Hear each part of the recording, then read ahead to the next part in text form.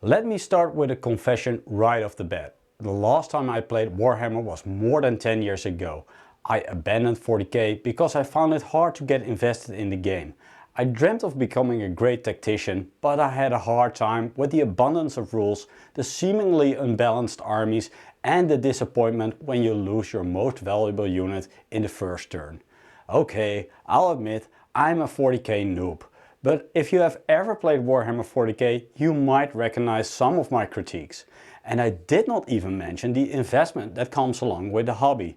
If you're serious about getting into the game, then please save up some money. This is going to be one of the most expensive games in your collection.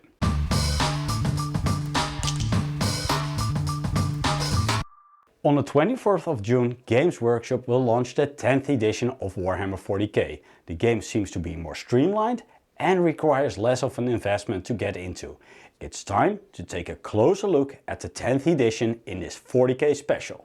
Warhammer 40k is a tabletop miniature wargame created by Games Workshop. It is set in a dystopian science fiction universe where humanity is embroiled in constant warfare and faces numerous existential threats. The game is a spin-off of Warhammer Fantasy and was first released in 1987. The game and the lore grew over time and the rules are constantly being improved. In the 10th edition of Warhammer 40k, the rules feel more streamlined and the game has become more accessible. Warhammer can still be an expensive hobby to get into, but it definitely requires less of an investment than ever before. If you're completely new to the hobby, the Leviathan box is a great way to start. The box contains a rulebook, a mission deck and 2 starter armies. As a matter of fact, the box has everything to get you started right away. The box is currently available for €200 in the Games Workshop webshop. The downside of the Leviathan box is that you're stuck with Space Marines and a Tyranid army. The box contains a lot of value for money, but if you'd rather play with one of the other armies, you should check out the Combat Patrol packs.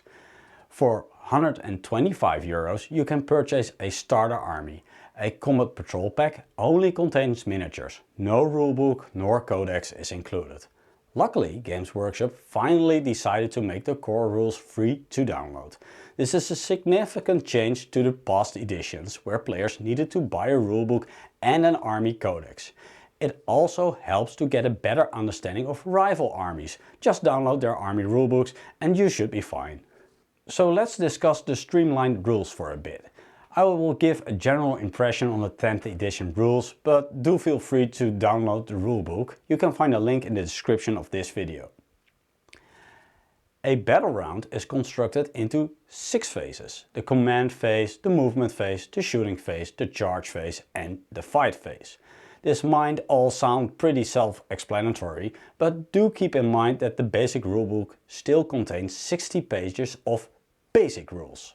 There are a lot of subtle changes to the rules, but 2 things caught our attention. There's no psychic phase anymore. Psychic tests are resolved in one of the other phases. For instance, psychic abilities that involve movement are performed in the movement phase.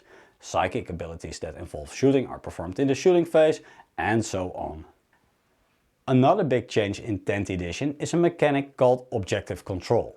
Each unit has an objective control stat added to their character statistics. Objectives can be part of a mission, and whenever the control of an objective is contested, the amount of units multiplied by the objective stat determines which army holds the objective. The new mechanic will certainly add a lot of variety to the game.